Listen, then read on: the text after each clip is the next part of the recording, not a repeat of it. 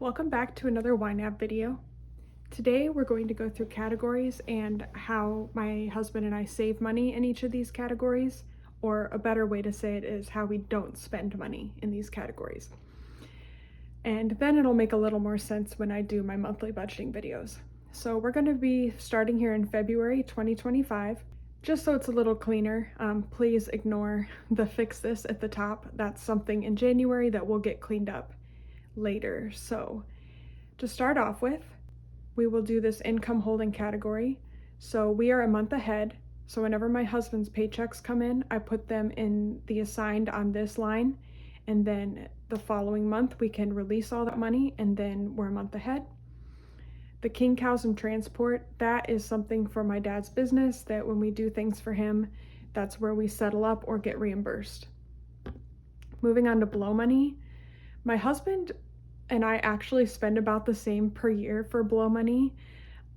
He just tends to do his in bigger lumps, so I always make sure there's $25 in here, but he usually doesn't spend it, and if he does, it's a bigger purchase. And then I do my $25 a month for mostly coffees, but sometimes I'll do a month of Kindle Unlimited and move that to the books line. So the just in case line we do $50 to.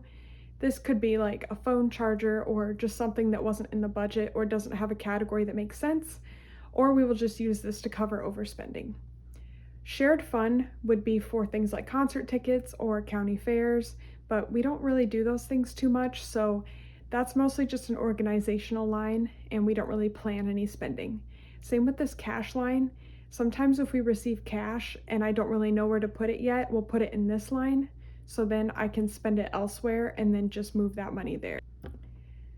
Variable expenses are just what it says, expenses that vary every month. We do have a set amount that we budget to it, but we just don't know how much we're going to spend.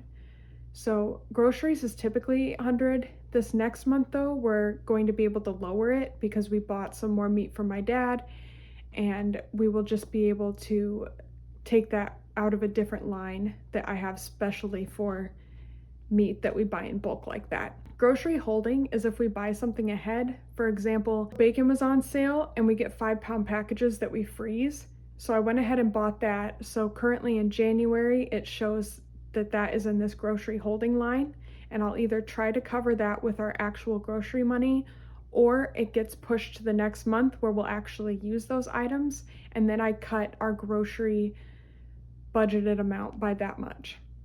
Fuel, we try to get it at Costco when we're there, but fuel is just what it is for us. We live kind of rural, so I try not to go places, or I try to get as many things done at once as I can. But yeah, with the fuel prices going up again, this may go up again, so we'll see what happens.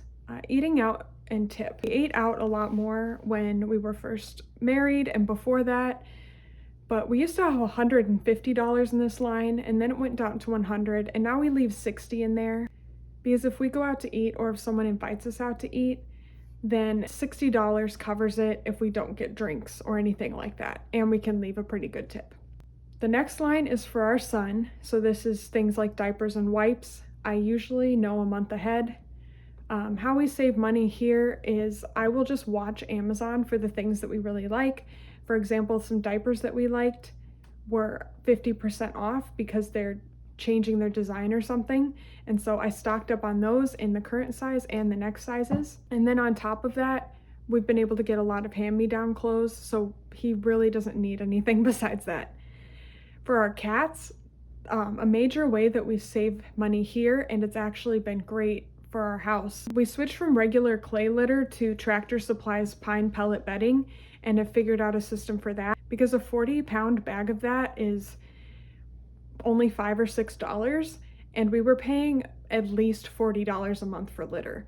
So that's been a huge game changer. And then I also buy their food on Chewy, so I get the auto ship discount, and we've cut it back to just getting like 3 bags of their food every 3 months, so we get the free shipping, and that is also helping keep that budget line down. Vitamins and supplements is pretty high.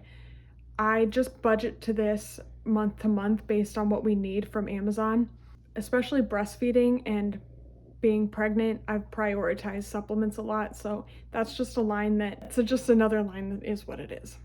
Cleaning and household consumables, we keep this down a lot because we've started using things like reusable paper towels or Blue Land's multi-purpose spray tabs in a bottle we already had. So that's helped a lot. Personal care, we're able to keep this line down because one, I just don't wear makeup.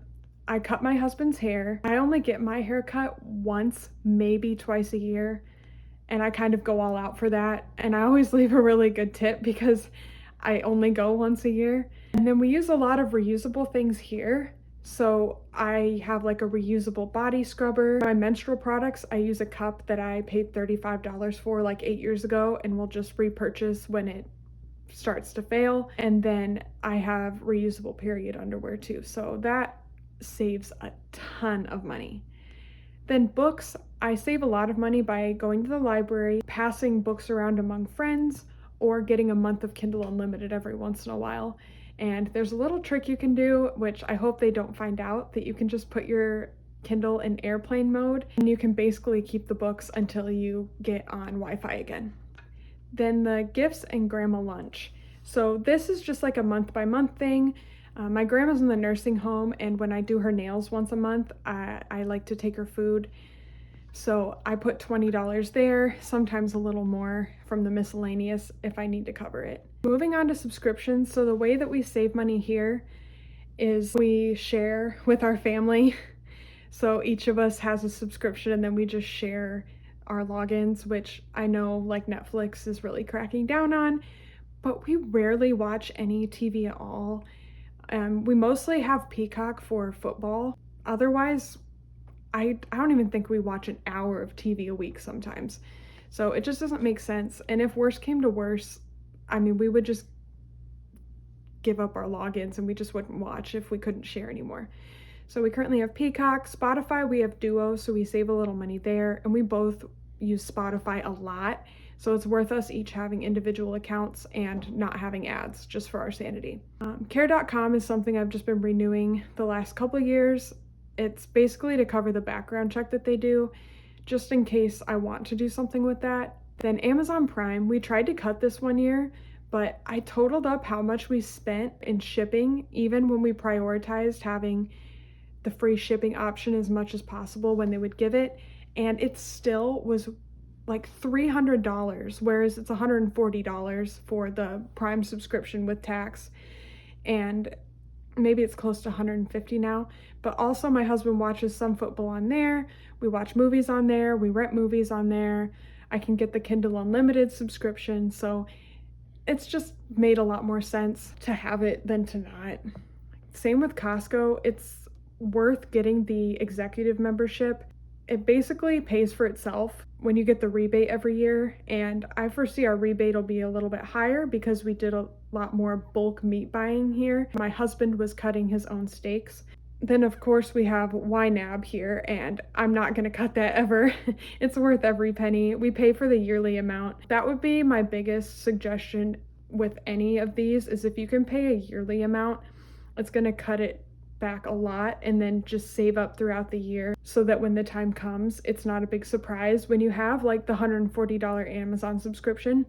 Then home, these things don't change. So our mortgage has escrow in it, so that did go up because homeowners insurance went up, which it seemed to go up by the same amount across the board. So it's not really worth me shopping around for, at least not this year. And then taxes went up, of course. So we used to put extra money to this, and since we've had a baby, that's one of the spots that we have cut money so I could stay home.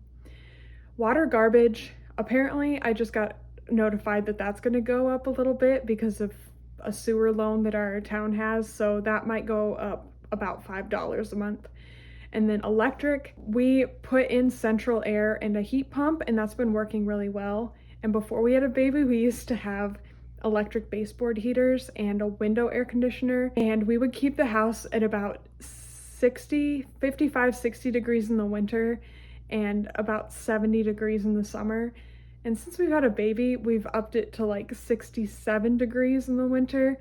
And so the fact that we're still saving about $10 a month on that versus before, with having the heat up that much is pretty good. So our highest bill is $400. I just basically go the previous year and see how much we spent and then budget a little over that just as a buffer, and hopefully we come out under.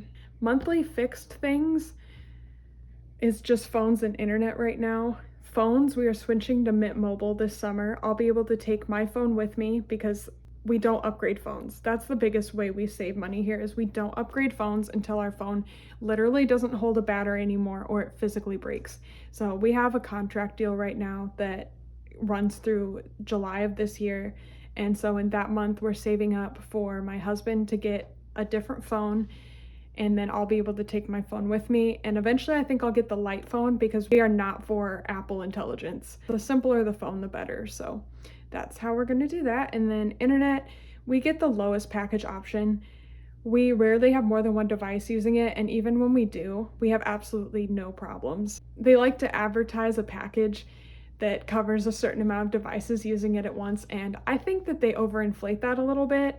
I would say just start out with the simplest option and then go up from there if you really notice a problem, but we've never noticed an issue, and we'll have both phones on the internet and someone streaming something and have no problem. In the vehicle line, so we don't have car payments, we just have used vehicles. And also my husband does basically all the labor on our vehicles, unless it needs like significant body work or something that he just doesn't have the tools for. We do average about $300 per month, but some months we spend maybe like $5 or $10, and other months we'll spend all the way up to $1,000. But I like to keep at least $1,000 in here because that covers just about anything that we would need done. And then car insurance, our vehicles aged a little bit, so that's went down this year. And again, the way we save money here is we pay the every 6-month rate. So I just got the bill in, and we save just over $150 by paying fully in every 6 months instead of paying it monthly. And that's a pretty significant savings. Car registration, this is another one that ends up being kind of big, and I really like that we can save for it a little bit every month instead of getting slammed every February with a giant amount that we somehow have to scrounge up. Then the car purchase line, that's going to be something we're going to be looking at coming up this year and just keeping an eye on. My husband likes to look at Marketplace a lot, and I just like to be ready just in case he finds something he actually likes. If you own a home, you have to have a home improvement line. That's the downside of not renting, is you have to fix everything yourself, so it's best to be prepared. We always keep $50 in this home maintenance line. That covers just any little thing that we need around the house. Landscaping is anything that has to do with outside. Appliances, we're currently saving for a water heater. It's not broken yet, but it's pretty old, and we are noticing some changes in how much hot water that we get at a time. Then decor, linens, and kitchen, that's kind of self-explanatory. Last year I spent quite a bit in this line just because I was nesting, and now that I'm not, I'm trying to really rein this line in. Furniture is also self-explanatory. We rarely need it, but if we do need something, or even if we build a piece of furniture, then that's where I put that. And then renovations and building. This includes, like, my husband's putting up a bunch of OSB board in the garage. And then I think we're going to try to build a little shed next to our garage just so we have some more space for potentially getting some workout equipment and stuff in the garage and getting the lawnmowers and things out of there. Healthcare is kind of a big one for us just because we've been saving for a second baby. And if you don't have an HSA account, I would highly recommend it, especially because we're a month ahead and we have a pretty good emergency fund.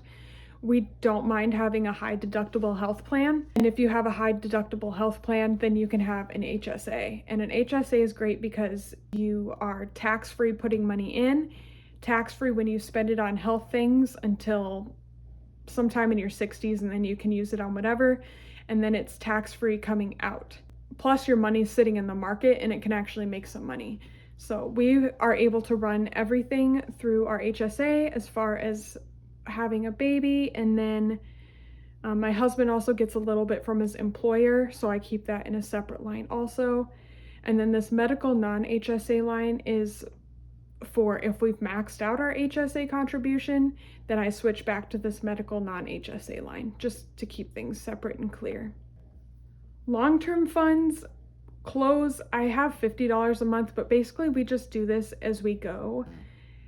This usually ends up just being my husband's work clothes, which we try to save money by buying, like at Salvation Army near us, they have these t-shirts that you can just get for $1 or $2 that are just random printed t-shirts, and he just burns through them welding anyway, so we get those. And then I've also been working on patching some of his jeans to save money there. As far as me, like the quality of clothes has just gone down so much, so I just am more purposeful about what I get, and I've just been trying to wear things out, especially going between sizes, being pregnant and postpartum.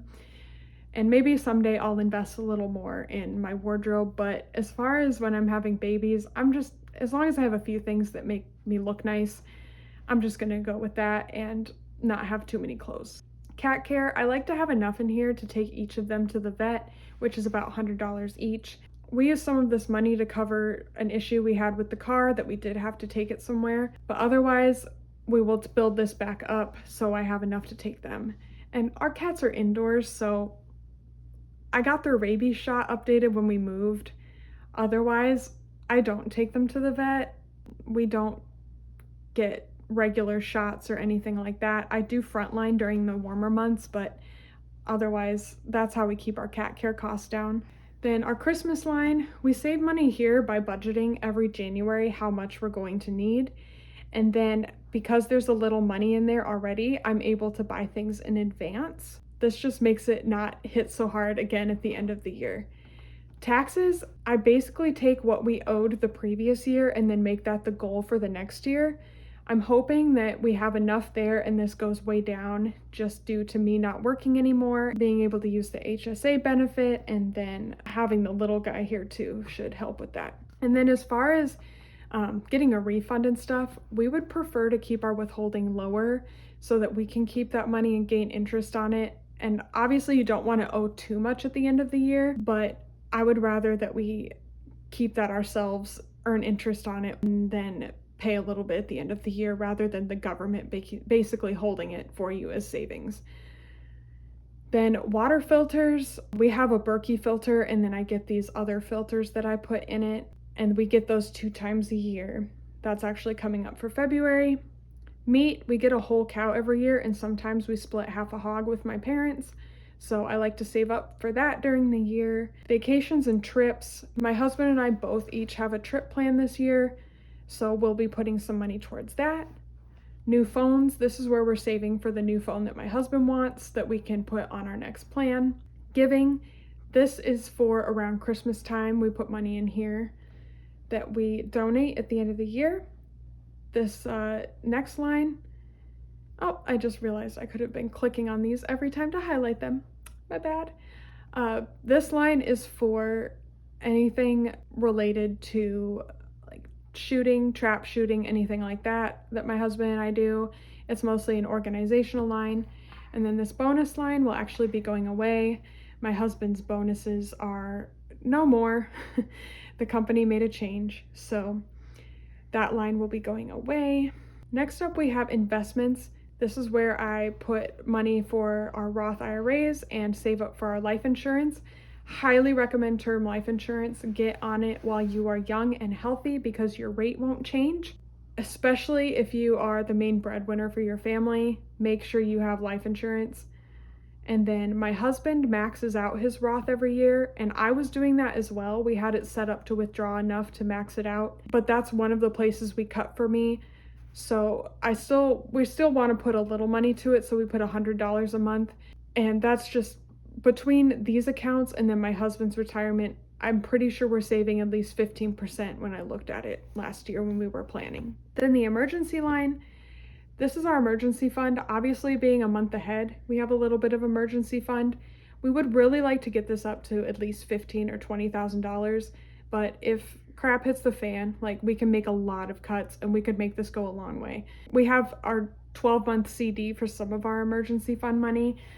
If we really needed to liquidate that money, we would take the hit if there were any penalties, but we've just decided that there's so much money sitting there, it's worth having some of it in a CD. Then we have these savings line. So our son was gifted some money that we're still figuring out what we're going to do with, what kind of account we want to put it in. We don't necessarily want to put it into one of the traditional savings accounts for minors just because we don't want him to have to spend it on his education if he decides to go a route where he doesn't need higher education. And then general savings, that's more of an organizational line that we're currently not using right now. And then of course we have the credit card payments. We have 3 cards and we pay them off a couple times a month to keep our usage really low, and we never carry a balance. That's really important to us. And then we also get benefits from the rewards and the cash back. And those are our categories in YNAB. They will possibly change throughout the year, but I try to keep them pretty consistent, and they've been pretty consistent the last several years. So thank you for watching.